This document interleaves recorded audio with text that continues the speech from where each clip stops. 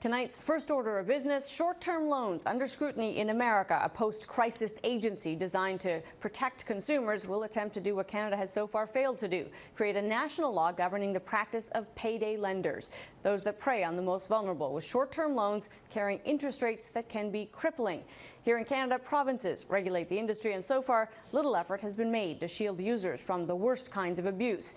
Maybe the U.S. example will spur Canadian governments to action. Welcome to The Exchange.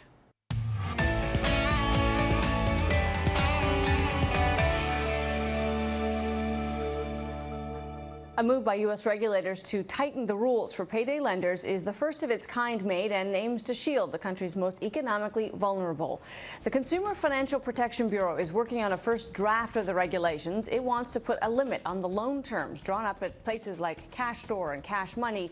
While such services promise fast cash and no credit checks, those short-term loans can come with interest rates that top 500%. An analysis of 15 million loans said the median annual income of those borrowing was about $22,400 within a year. The median number of loans they accessed was 10. And while the midpoint of loan sizes was $350, median fees, well, they were $458.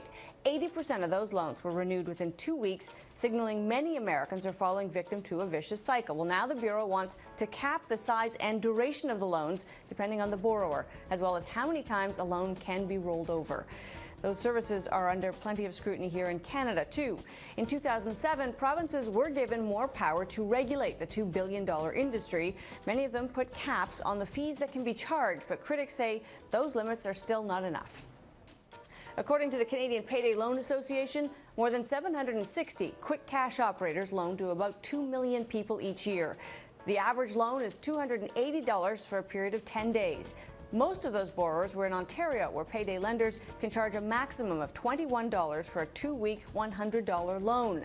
That works out to an annualized interest rate of more than 500%.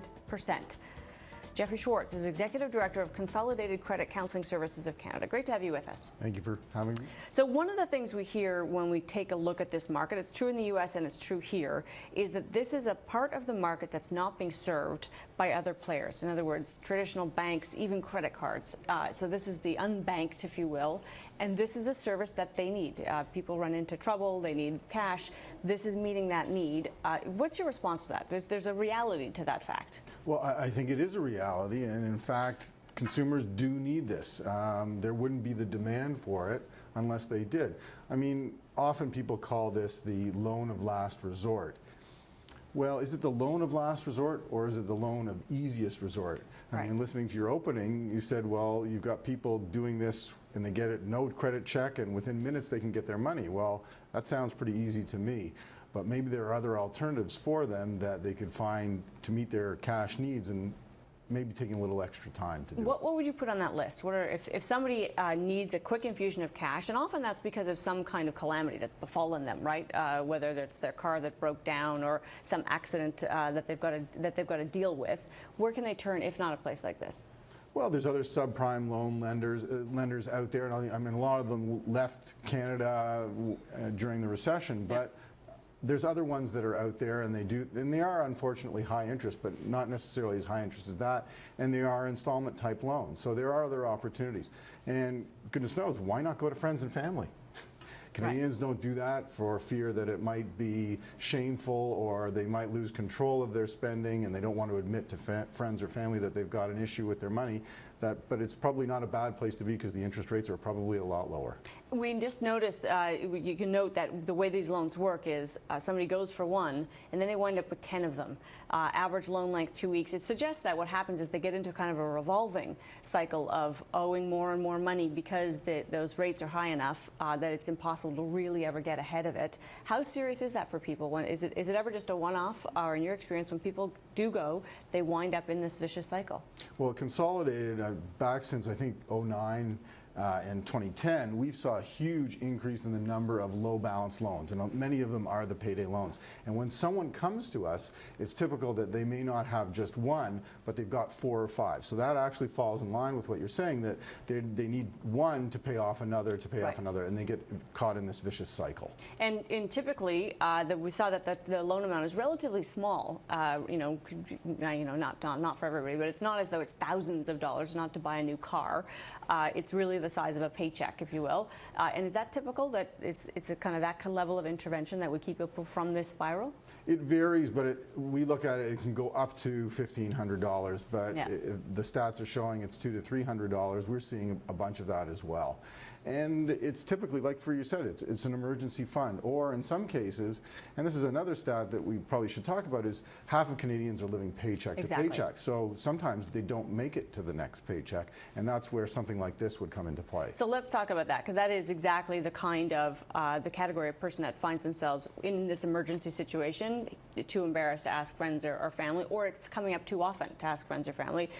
What do we do about that problem? Is it one of asking people to do better in saving, or is it actually that people aren't being paid enough, that there's not enough work or enough high enough wages? Well, it's yes to both, really. I mean, at the end of the day, people need to be able to manage their finances and live within their means. And part of when they do come into an emergency, or there is a drop off in their income, or even they have to change jobs, they have to have a buffer in place. To go to your point, they do need to save. We recommend that people have a savings, a buffer fund, if you will, of 3 to 6 months. And I don't see many Canadians doing that, especially if they're only living paycheck to paycheck.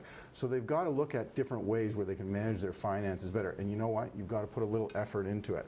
And the problem is, if you don't have the tools or resources, some people are afraid to reach out for help. Now, one of the things we did discover is that the interest rates are by law, and the laws vary, right? It's kind of a patchwork in Canada by province, but they do have to post the rates. Do you think people are educated about what it is they're getting when they go to get these loans? Do they realize just how high these rates are and how hard it might be to catch up? Well, I think they may realize it's very high, not exactly how high, but I'm not sure that they understand the impact of that it's going to be next to impossible to catch up going down this road. Yeah. They're only thinking, my goodness, I've got to get money, and I've got to get money fast, and this is the way to do it. We just were talking about this U.S. Consumer Protection Agency moving to create federal rules. They will be lobbied heavily in different states, of course. Should there be a federal rule in Canada? Should there be kind of one clear, even if it puts some of these players out of business, rules around what you can charge and how you behave? Well, I don't think it's a bad idea. I think probably an even set of rules from province to province. I mean, if you go in Quebec and Newfoundland versus some of the rest of the country, the laws are different and how they handle this and who's allowed to play in the sandbox, if you will. And I don't think it's a bad idea to get a level playing field for everybody. But I mean, we want to go back to the fact that, yes, we should legislate it. We should make sure that people are aware, but at the same time, people have to take responsibility to live within their means. All right, Jeffrey, thanks for being here. You're welcome. Jeffrey Schwartz, Executive Director, Consolidated Credit Counseling Services. Still ahead, more exchange. Stay with us.